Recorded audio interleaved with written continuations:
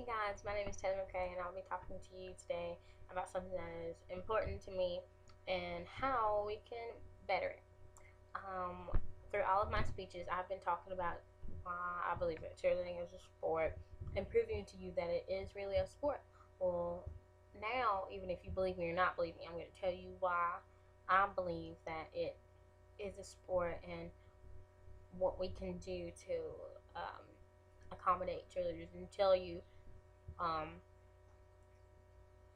why, like what we should do to help prove that it is a sport. For all the cheerleaders that are watching, we know that it's a sport. We participate in it, and there's nothing else that we have to prove to each other to tell you that it's not a sport.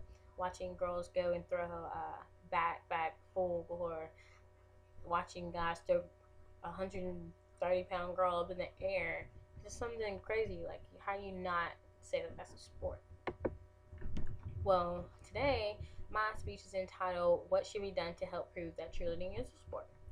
So that's what we're going to talk about. And again, before I start telling you why I believe it's a sport, even though I kind of have already, I'm going to define for you what a sport actually is. If you type into Google and say define what a sport is, it's going to say a sport is an activity involving physical interaction and skill in which an individual or team competes against another or others for entertainment.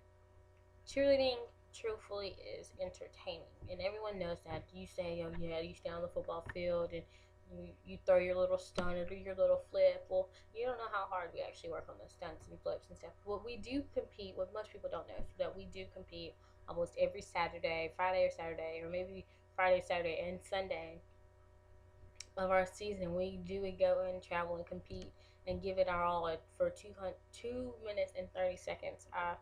And we only get one try. There's no halftime and come back and finish.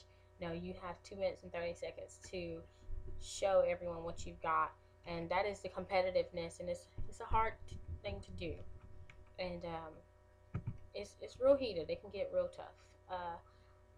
If you still do not believe that cheerleading is a sport, I really believe that in April, well, it is April, but in early April, when collegiate level cheerleaders go to Daytona for NCA, or National Cheerleading Association championships, you should go to, because the day after the championships, um, they have this thing that all cheerleaders call Stunt Fest, where they all go out and show their best stunts and tumbling, and show people that you're not even half the athlete that these cheerleaders are. They've been doing this since they were young, and it's something that they love to do. And speaking of doing something since you were young, um, Kiara Nolan is about 18 years old, and she's the main reason I define cheerleading as a sport. This girl has been doing this since she was like 3 or 4 years old.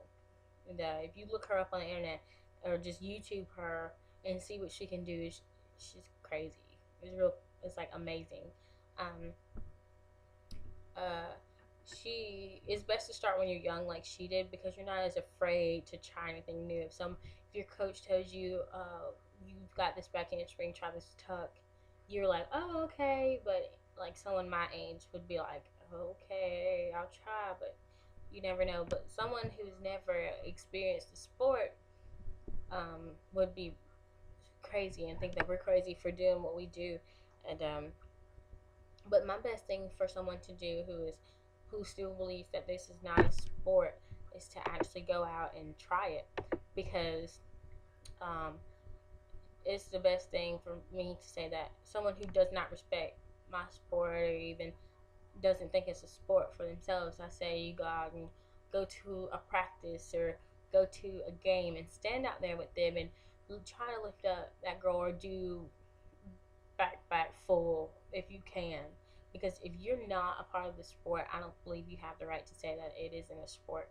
I think that those people that say, oh, it's not a sport, it's not a sport, need to actually get into a gym and see what these girls have to do. They practice for almost 3 hours a night for you to say that it's not a sport. And we have one trial on the stage almost every weekend.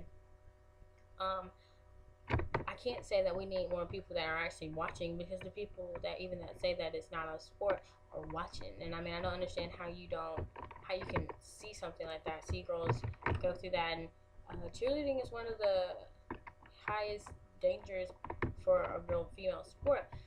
It's even worse than softball and soccer. It's right up there next to football for boys.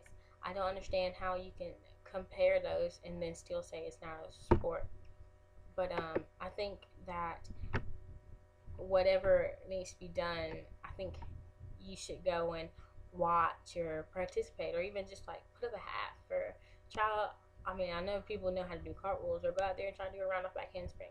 So start simple, but if you do not have the, you just can't say that you have not done it. If you've never participated in sport, you don't have a right to tell us that it's not a sport. I've been doing it since I was about 4 or 5, and I can tell you that it's one of the hardest things that I've ever done. I played softball and basketball and soccer, and cheerleading is definitely the hardest thing I've ever done, because it does not involve kicking a ball around or shooting it into a goal. It's actually physical. You picking up another human being. I don't understand how you can say that that's not a sport. Uh, Again, I say, if you don't think that it's a sport, you need to go and watch a practice or go volunteer to be in the stun or be a back spot, be a base, fly one time. That's crazy. Like, it's one of the hardest things you'll ever do. But thanks guys for listening, and I've really enjoyed talking to you about something that I love as much as cheerleading. Thanks.